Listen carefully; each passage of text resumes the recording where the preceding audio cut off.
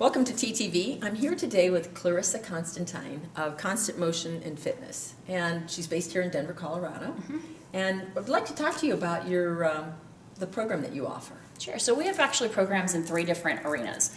We like to say that we keep you in constant motion towards your goals, body, mind, and spirit.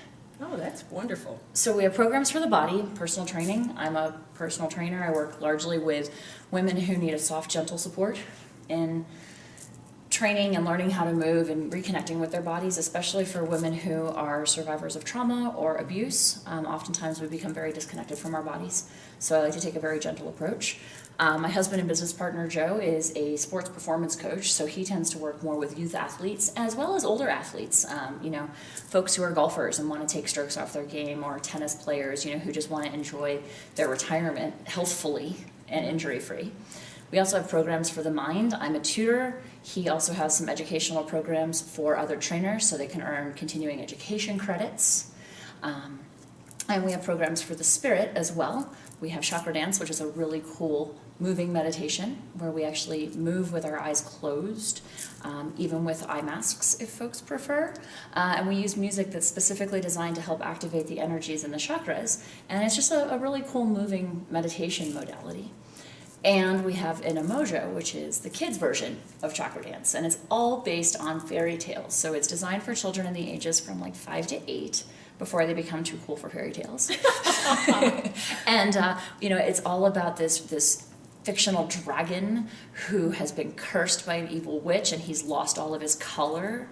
And it's up to us each week throughout the program as we study things related to the different chakras. And we have fairy tales about the different ideas associated with the chakras that we help Naga, the dragon, get his color back. Oh, that is beautiful. So we have quite a range of offerings, both here in Denver and across the country and internationally.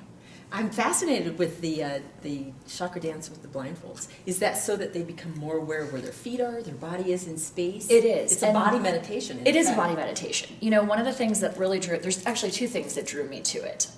In the traditional interpretation or the Western interpretation of meditation, it's sit down and be still. Mm-hmm. I don't sit still very well.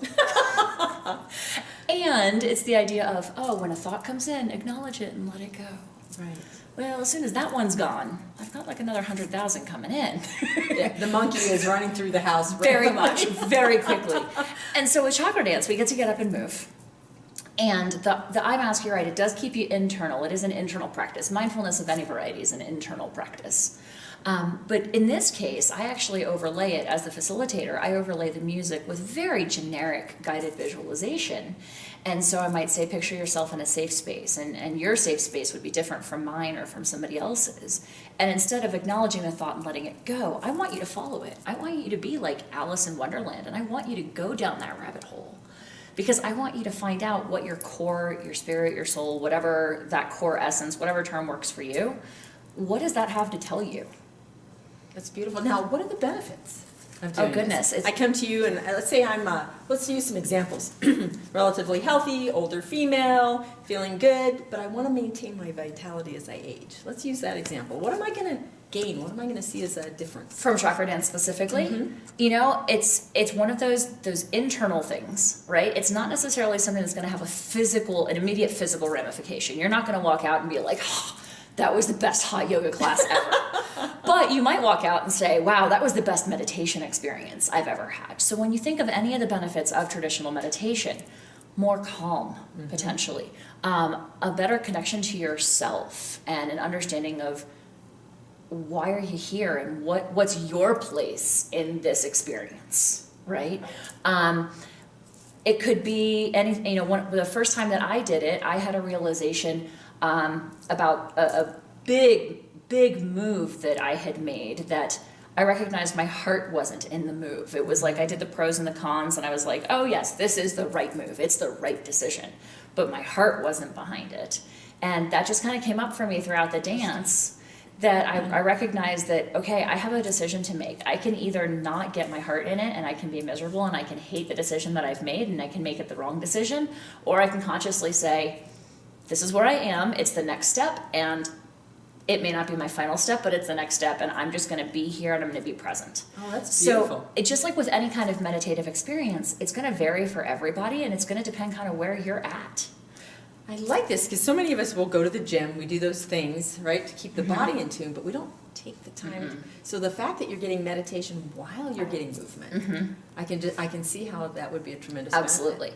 And you know, the term dance is almost a misnomer. A lot of folks, gentlemen in particular, tend to be turned off by the term dance because they're like, I don't dance.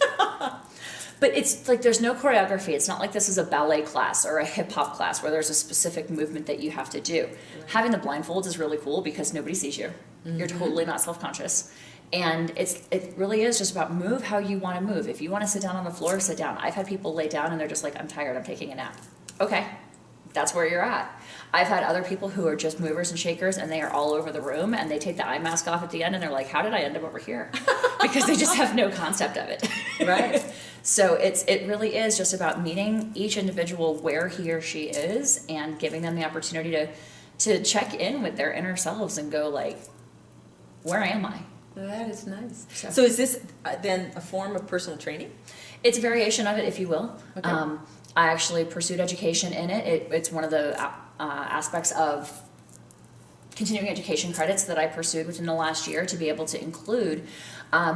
You know, a lot of us get so disconnected from our bodies that we need both the mindfulness and the physical practice. So even in my personal training, you know, if I came to your home as a trainer, I'm going to incorporate a certain amount of the mindfulness and I'm going to have you checking in with your body as we're doing a lunge and go like, okay, where's your body in space? How do you feel? Take a minute and breathe into that, more so than maybe some other personal trainers who just focus on the body aspect of it.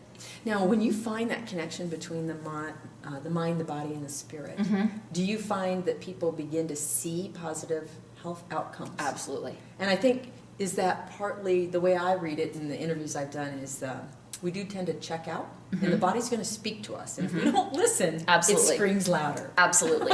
So. Absolutely. You know, there's studies are finally coming out here in Western medicine. You know, we've long believed that we're superior to everywhere else in so many ways. And I've long been a believer that it's not alternative therapies that are out there, but they're complementary therapies that all work together.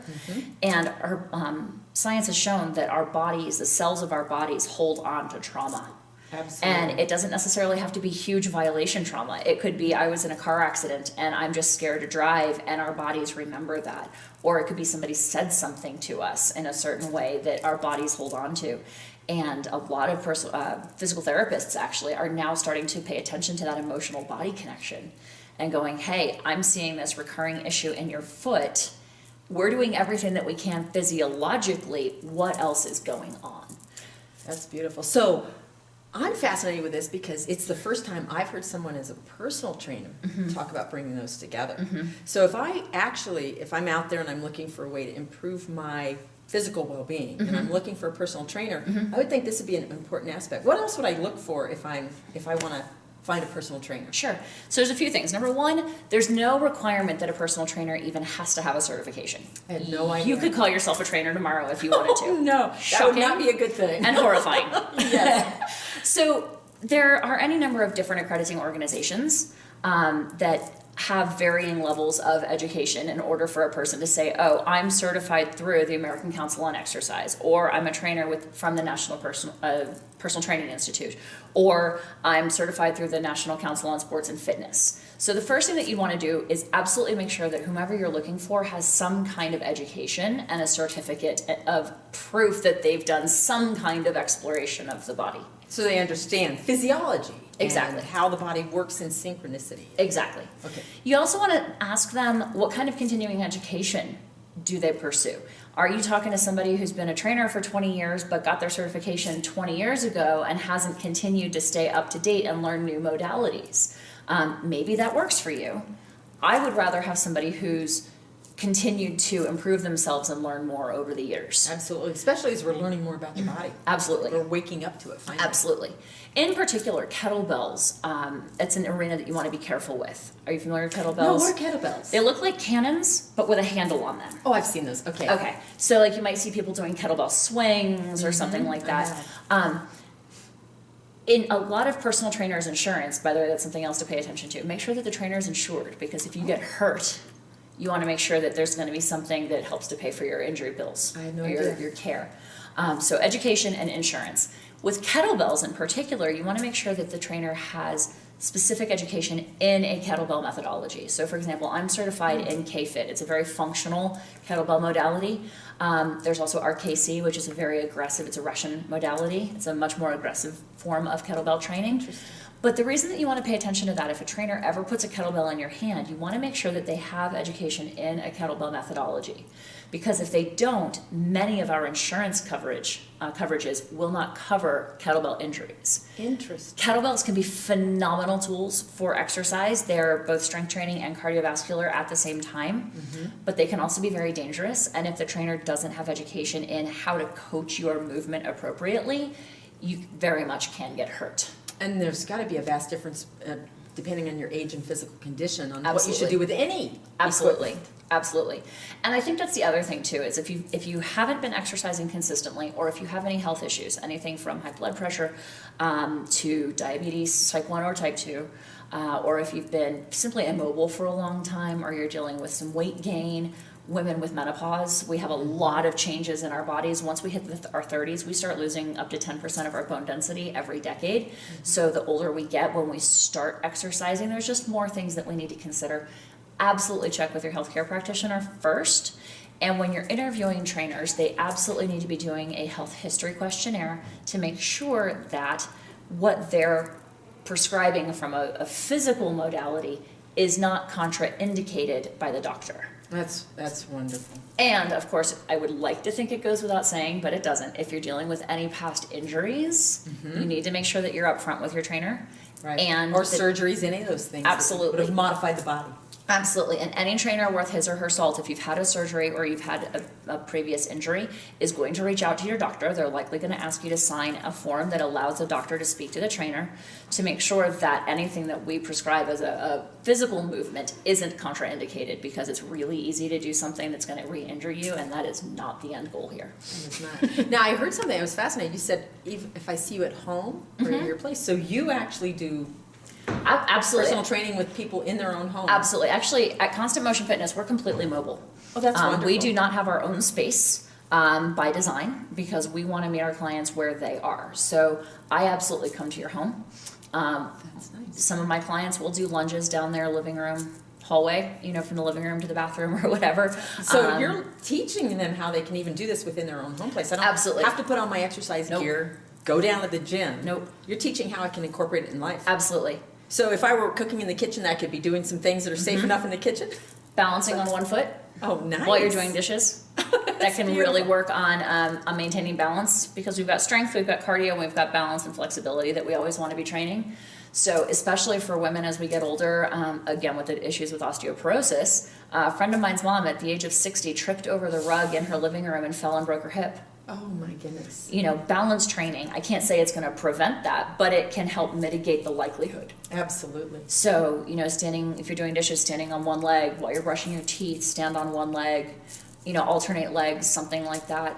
I would imagine this is going to be really good for expecting moms as well. Absolutely. The more that you condition yourself, the easier the labor, the faster the recovery. Absolutely. So you work a lot Yep. with pregnant moms? Absolutely. I am actually pre and postnatal certified through the American Council on Exercise. So there's the prenatal aspect, keeping mom healthy, because the healthier mom is, the healthier baby is. As you said, the easier labor is going to be, the easier recovery is going to be, especially if it turns out to be a situation where there needs to be like an emergency C-section. That can be really traumatic physically and difficult to come back from. So the better condition you're in beforehand, the easier it is to recover. But even movement aspects post-delivery. So many moms end up holding the baby exclusively on one hip, and then we just get this whole biomechanical mess. So teaching them, hey, how do we alternate baby on both sides? How do we hold it? How do we maintain our own composure and support baby? That's beautiful. So there's a whole lot of fun, specifically in pre and postnatal health. And do you work with clients both locally here in your Denver area as well as distance? Do you Yep, do we- counseling or advising? Yep, we do have distance training. We have an online modality that allows us to support people from a distance. Oh, that's Great. Also with the educational programs that Joe runs, those are nationally approved and nationally certified for continuing education credits. So any trainers out there who say, hey, I want to learn how to train athletes the way that he does, Constant Motion Athletics is nationally certified, and he can go to other locations and host trainings there. Other folks can actually become master trainers in his modality as well. Oh, So that's a really cool earning nice opportunity. Yes, yeah, it is. it's a cool earning opportunity for other trainers, because if they become trained in his modality, it continues their education, speaking to people who are constantly improving themselves. But if they become trainers, then they can go train, like master trainers in the Constant Motion Athletics program, they can go train others in that program as well. Oh, that's beautiful. So there's Thanks lots for of stuff. joining us today. Absolutely, thanks for having me. I'd like to follow up, maybe do a few exercises with you. Sure. So, if you would like more information about Clarissa or her husband and Constant Motion Fitness, then take a look at the links down below, and you can check them out directly on their website.